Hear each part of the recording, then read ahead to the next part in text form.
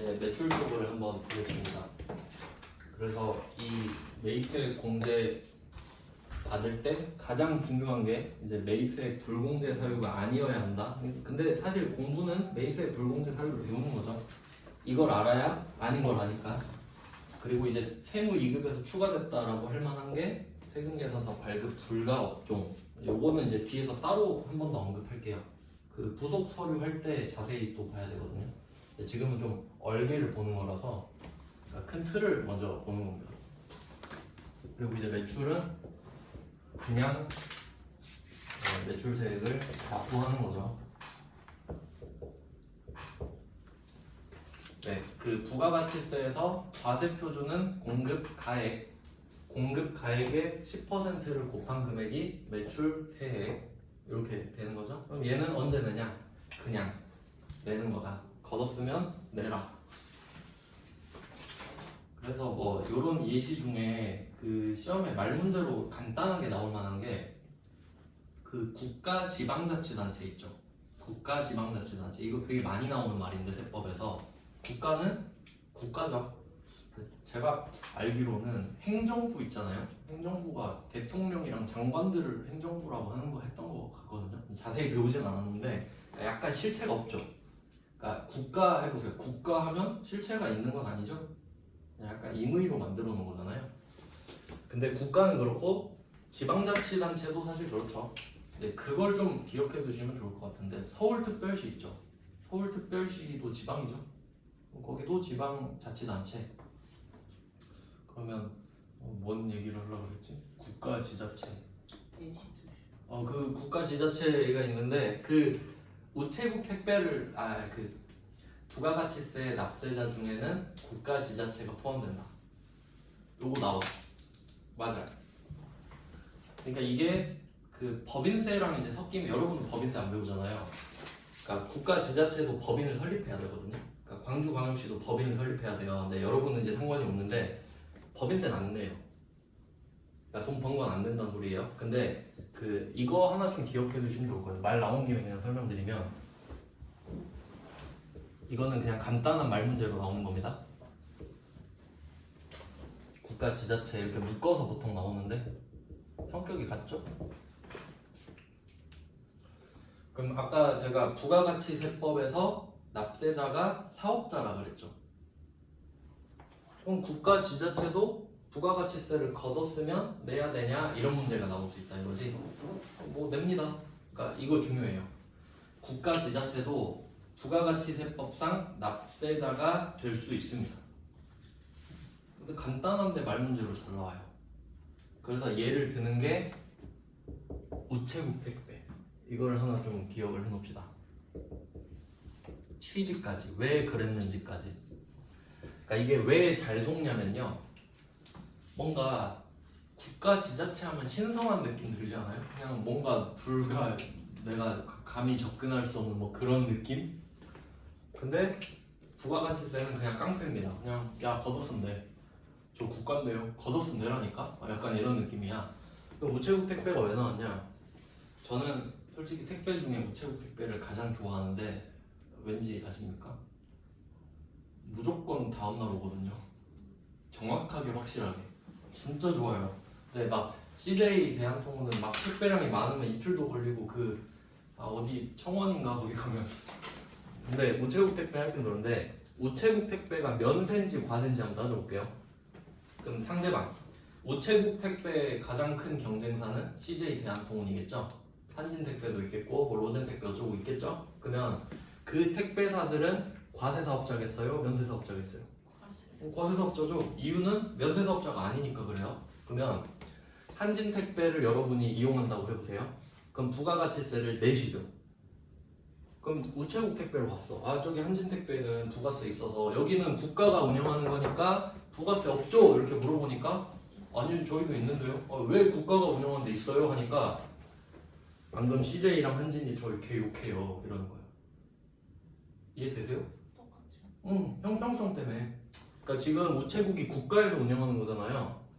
근데 제가 국가에 운영한다는 이유로 난 부가세를 안 붙이겠다. 그럼 사람들이 전부 다 우체국 택배만 쓰죠. 싸니까. 그럼 옆에서 CJ 대한통운이 아니 네가 국가냐? 국가가 날 죽이려고 그래 지금? 그런 말 하겠죠? 그러면 알았어 나도 붙일게. 어쩔 수 없이 붙이는 겁니다. 어쩔 수 없이 눈치 보면서. 그러면 눈치 보면서 붙였어도 거둔 거죠. 그럼 그걸 자기가 먹어요?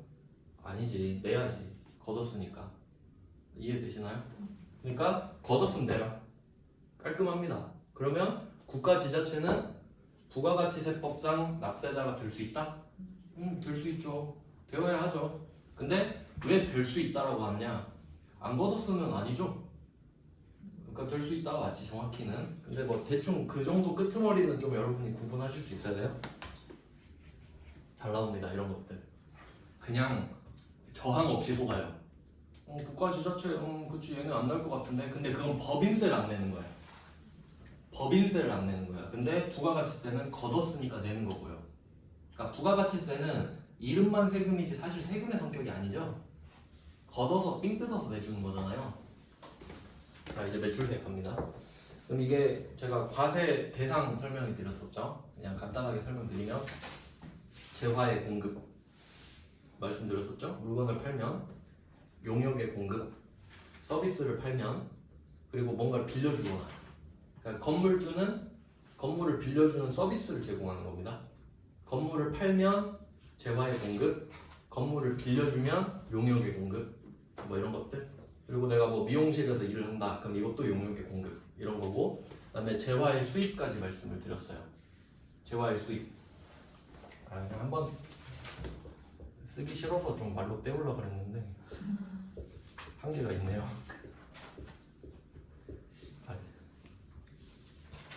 재화의 공급, 용역의 공급, 그리고 또 이게 이어집니다. 재화의 수입까지 봤잖아요.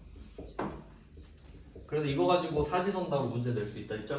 다음 중 과세 대상이 아닌 것은 오답 뭐? 용역의 수입. 틀린 거예요. 딱 문제 내기 좋죠? 그럼 이제 재화의 수입을 한번 따져볼까요? 재화의 수입은 이것도 말씀드렸는데 디테일하게 가면 이 둘은 사업자죠. 사업자만. 이거 항상 예시를 묶어서 생각하셔야 돼요. 사업자만 재화를 공급할 때 그 재화의 공급가액이 과세 표준이 되는 겁니다. 그럼 여러분은 지금 사업자 아니시면, 저 사업자 아니거든요.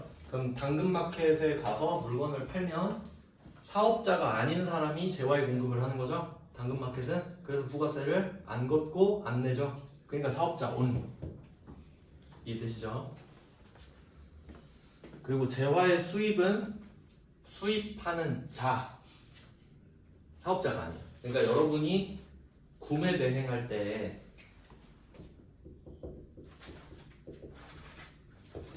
구매 대행 많이 하잖아요. 싸니까. 그러니까 구매 대행을 한다는 건 무슨 의미냐면요, 여러분이 직접 수입을 하는 겁니다. 근데 그걸 대신해 주는 거지 누가. 그러면 누구 이름으로 수입해요? 여러분 이름으로 하는 거예요. 맞죠? 그 사람은 대행만 해주는 거잖아. 그럼 여러분은 수입하는 자죠. 그러니까 관세, 부가가치세를 납부하세요. 왜 그렇죠? 소비지국 과세 원칙이잖아요. 소비지국에서 과세를 해야 되잖아. 그럼 무조건 시켜야 되거든요. 근데 전 사업자 아닌데요? 그러니까 아니야 그래도 해. 수입하는 자. 아시겠죠? 이렇게 연결이 되는 거예요. 소비지국에서 무조건 과세를 때려야 되거든요. 그러니까 수입하는 자로 열어놔야 모든 사람한테 과세를 할 수 있어요. 이게 다 연결되는 거지. 그래서 이렇게 됩니다. 근데 우리는 사실 뭘 하죠? 여기서 사실 재화의 공급 뭐 이것도 수입도 해당은 되지만 지금 할 얘기는 매출이니까 재화의 공급. 왜냐면 우리는 제조업이니까요. 제조업이든 유통업이든 팔죠 물건을. 그래서 서비스보다는 재화를 팔 것이다. 그래서 여기에서 이어지는 게 실질 공급 하고 간주 공급이다. 이렇게까지 왔었어요. 복습하는데 2시간 걸렸거든요. 근데 저는 그렇게 생각해요. 복습이 훨씬 중요합니다. 새로운 걸 계속 넣어봤자 흘리면 아무 의미가 없거든요. 그래서 조금 야금야금 그 바느질 할 때 반박음질이라고 있어요. 되게 잘하는데 돌아와서 받고 돌아와서 받고 이런 느낌으로 갈 거예요. 이렇게 전에 있는 걸 살리는 게 더 중요해요. 그러면 실질 공급은 실제로 물건을 판 겁니다. 이거는 모를 수가 없어요. 물건이 실제로 이동을 하는 게 보이거든요. 그럼 물건 이동하면 팔았구나 바로 알 수 있죠. 그럼 이걸 구분해라 하는 사람은 아무도 없어요. 그냥 물건을 인도했다 하면 끝나거든요. 그래서 요거는 시험에 낼 필요가 없지요. 그냥 우리가 재화를 공급했다 이러면 끝나는 겁니다. 문제는 간주 공급. 제가 이거 말씀드렸죠. 간주 의제 추정 말했죠.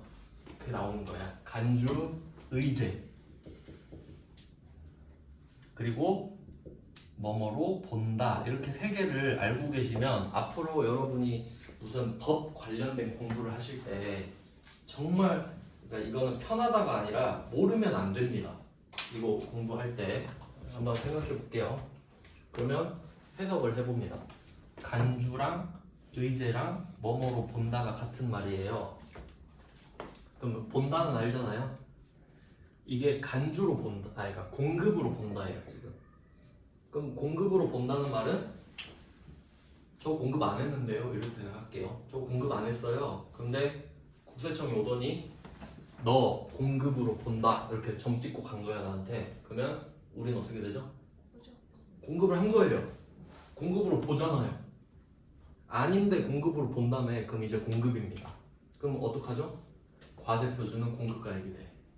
그럼 이걸 왜 만들었을까? 부가가치세를 내라 이런 겁니다. 그러면 같은 말로 간주 공급, 공급으로 본다, 공급으로 본다. 그리고 공급 의제라고 할 거야 아마. 책마다 용어가 조금씩 다른데 간주 공급 또는 의제 공급 이렇게 할 거예요. 공급 의제, 공급 의제.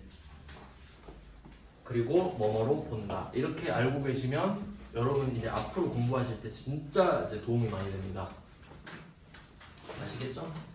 이거랑 다른 거 기억나요? 알려드렸는데? 추정. 추정은 어떻다 했죠? 이거는 시험엔 나오진 않는데 이게 민법 쪽에서 좀 많이 나오거든요. 말장난 엄청 해요. 추정은 증거가 있으면 뒤집을 수 있다 했지. 그러니까 야 너 공급한 걸로 볼게. 아 저 공급 안 했어요. 봐봐요 증거. 진짜 안 했네? 알았어. 이게 추정. 근데 별말 없으면 공급이 돼. 알겠죠? 근데 위에는 증거 필요 없습니다. 무서운 거예요. 그래서 그러면 우리가 이걸 알고 있어야겠죠. 대비를 해야 될 거 아니에요. 그래서 오늘은 간주 공급을 배워보도록 하겠습니다. 제 생각에는 부가가치세 꽃이라고 하면 매입세 불공제 사유와 간주 공급 이 두 개가 쌍두마차입니다. 왜냐면 얘 둘은 사실 똑같아요. 그럼 반대로 말하면 어떤 느낌이냐면 내가 매입세 불공제 사유를 잘 모르잖아요. 그러면 간주 공급도 잘 몰라요. 왜? 둘이 똑같으니까. 그러면 공부를 내가 제대로 했으면 1타 2피고 제대로 안 했으면 둘 다 나가립니다. 그래서 제가 엄청 자세하게 했었잖아요. 이제 그 이유를 좀 볼게요. 간주 공급을 한번 이게 그냥 다시 간주 공급만 쓸게요. 쓸 게 엄청 많아가지고. 그래서 어떻게 왔는지 봐야 돼요. 우리가 왜 간주 공급이 왔냐 했을 때 매출을 하면 부가가치세를 내야 한다. 근데 우리는 재화를 판다. 근데 재화를 안 팔았는데도 나한테 간주를 때려버리는 경우가 있네? 그게 뭘까? 이렇게 하고 온 거예요. 그걸 알아야 대비를 하고 내니까. 그럼 이게 중요한 이슈가 뭐냐면 만약에 내가 간주 공급에 해당이 되는데 모르는 척 하잖아요? 예를 들면 이런 거지. 내가 부당행간을 했어요. 경찰이 딱 본 거예요. 딱! 그럼 바로 딱지 때리죠? 그럼 몰랐어요 하면 봐주나요? 안 봐주죠? 그건 똑같아. 그러니까 내가 간주 공급인 걸 모르고 했어요. 그리고 신고를 안 한 거야. 그리고 걸리면 어떻게 돼요? 가산세 내겠지. 그거 내고 가산세 추가로. 그러니까 가산세 안 내려면 미리미리 제때 신고를. 절세의 포인트는 세금을 제때 내는 겁니다. 진짜 중요한 겁니다. 간주 공급을 배워보자.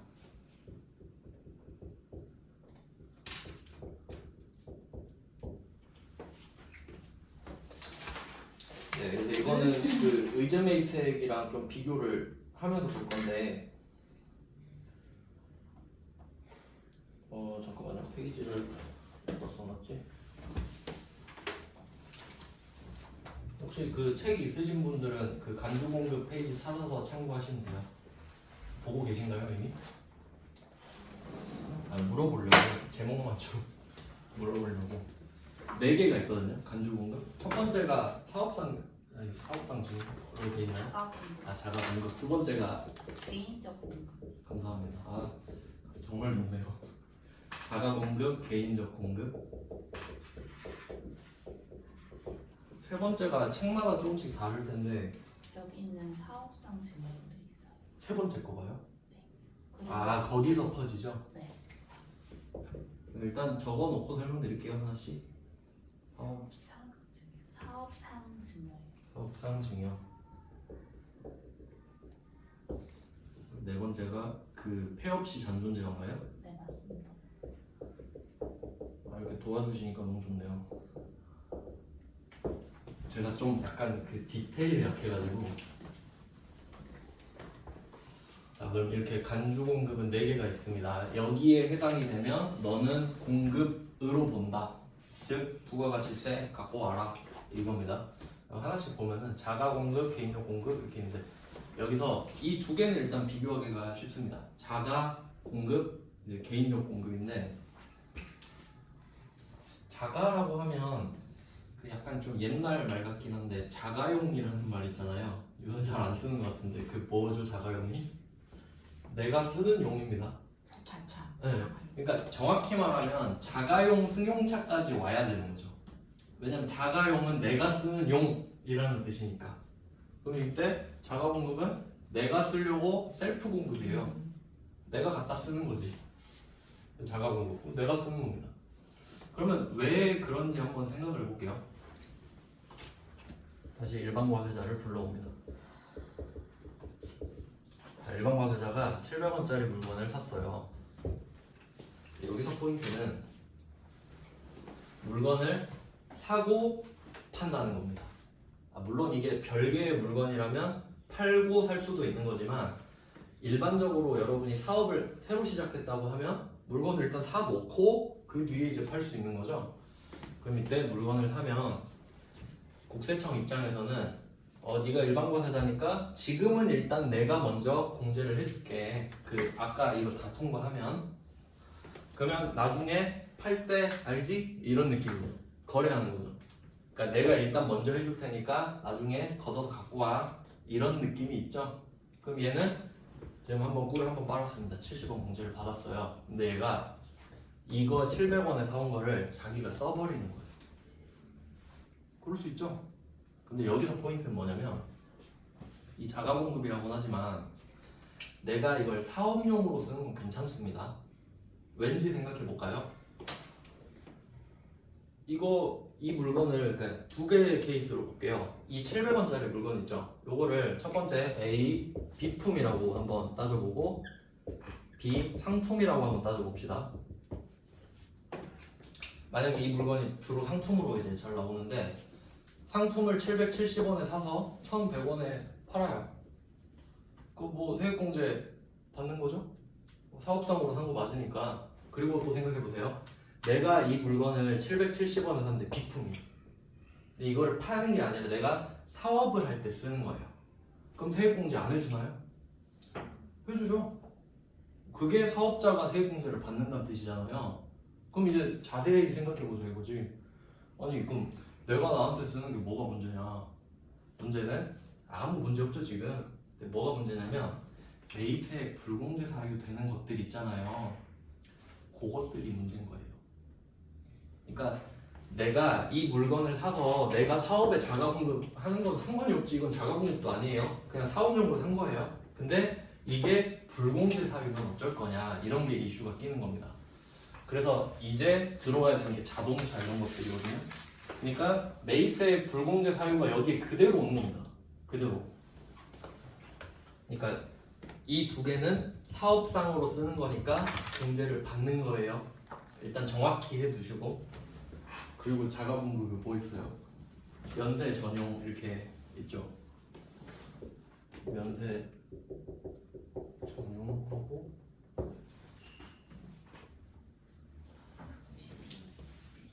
이게 세 개 있나요? 세 자가분급? 개예요. 여기서 어떻게 갈라지죠? 여기서 비영업용 수용차랑 아, 네. 타사업자 이쪽으로 가요. 오케이, 됐습니다. 이제 다 기억나요, 그럼.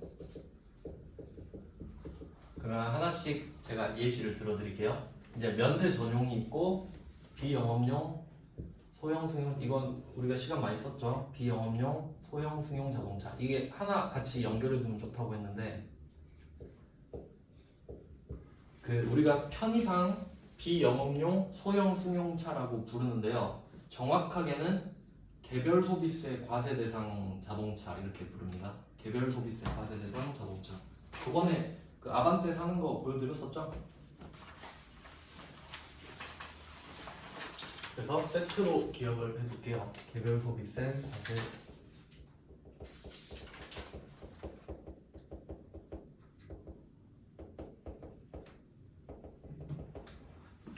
하고 똑같습니다. 구입, 유지, 임차. 사는 거 안 돼, 빌리는 거 안 돼, 유지하는 거 안 돼.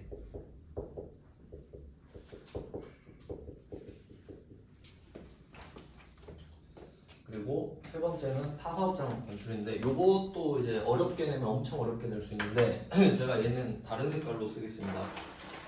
실제로 여러분이 뭐 쓰거나 표시하실 때 이 자가공급의 세 번째 사유인 판매 목적 타사업장 반출 이렇게 돼 있거든요. 그거는 다른 색깔로 표시하셔야 돼요. 다른 색깔로. 왜냐면 취지가 아예 다르거든요.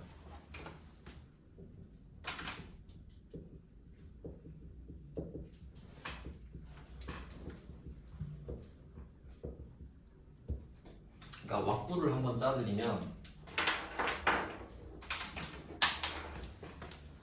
그러니까 흐름을 볼게요. 이게 제일 중요한 건데, 일단 흐름 봤을 때 내가 이 물건을 샀어요. 근데 앞에서 막 불공제 사유 걸리면 있죠. 그럼 이거 세액공제 못 받죠.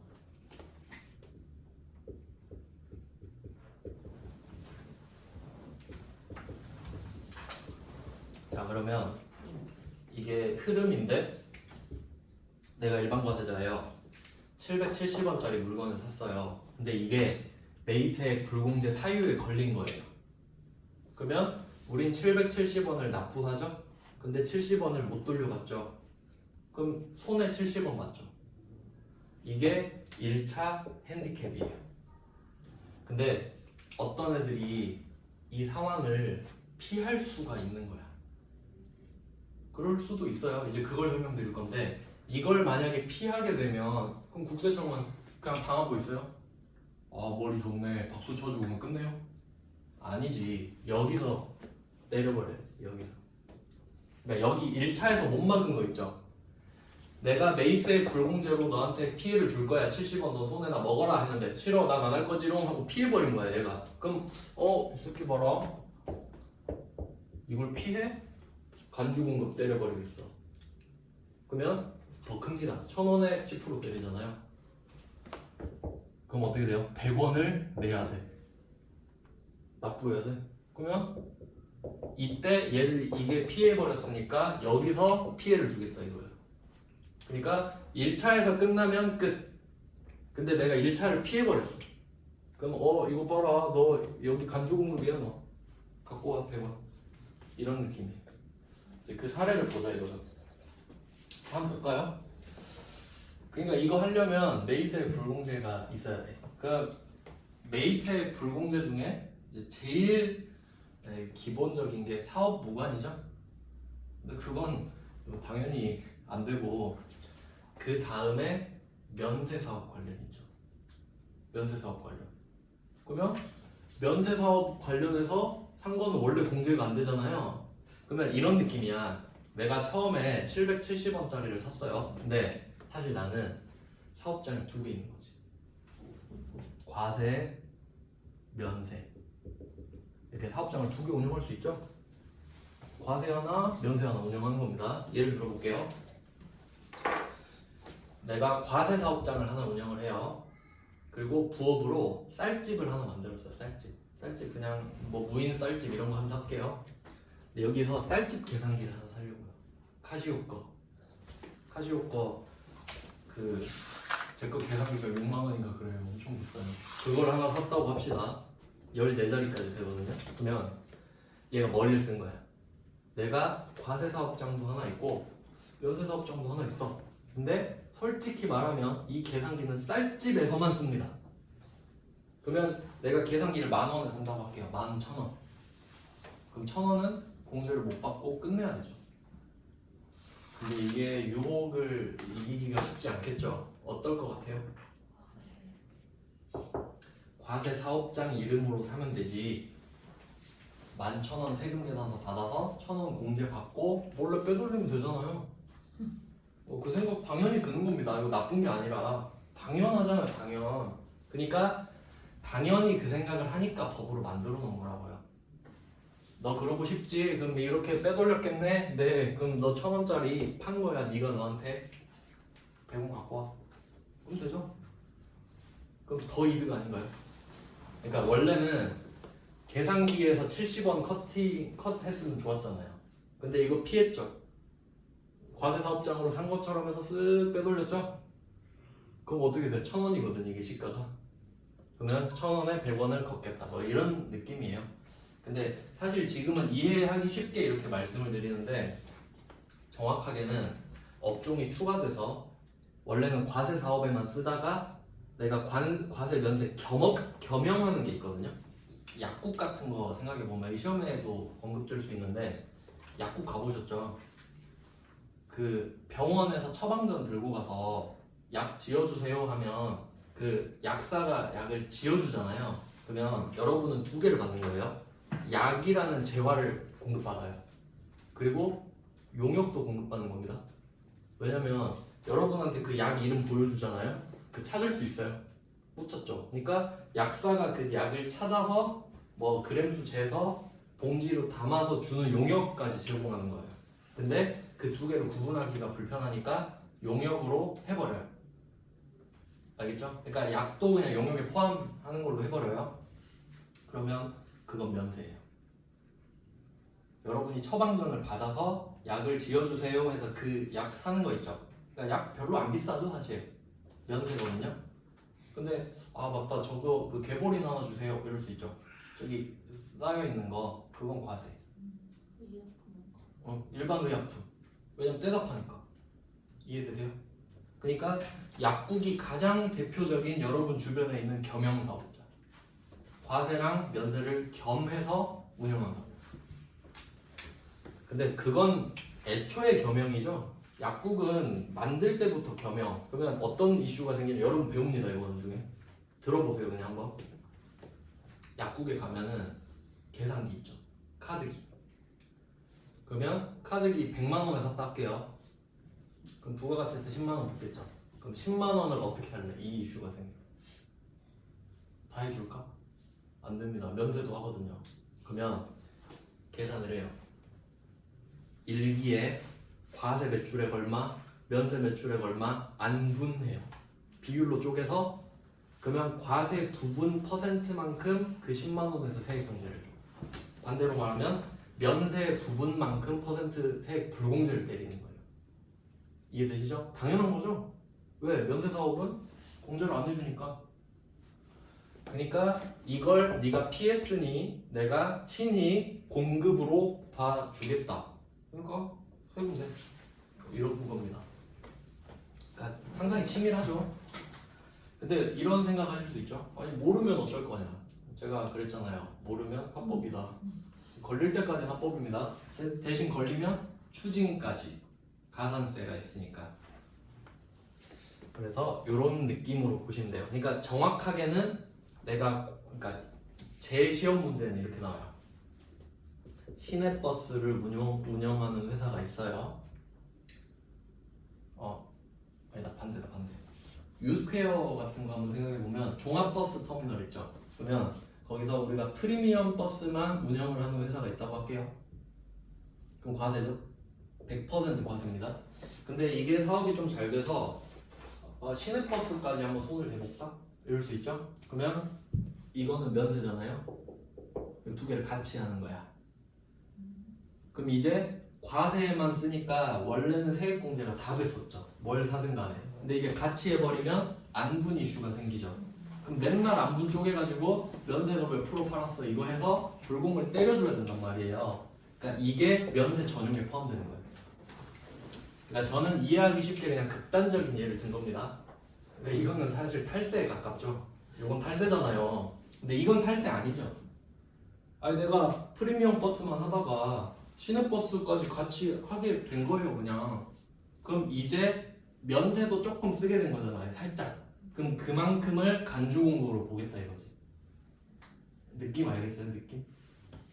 그런 걸로 나와요 원래. 근데 이건 머리 아프잖아요. 그러니까 그냥 쌀집 계산기를 몰래 사서 넘기려 했다. 근데 걸렸어. 아니 낼게요 이런 느낌으로 보시는 게 좀 편해요 여러분 입장에서는. 네, 그래서 이런 느낌입니다. 좀 아시겠나요? 계속 이 느낌으로 갈 거예요. 계속. 이거 자동차가 좀 재밌는데 애매하니까 지금 47분인데 55분까지 쉬시고 55분부터 자동차 이야기를 해드릴게요.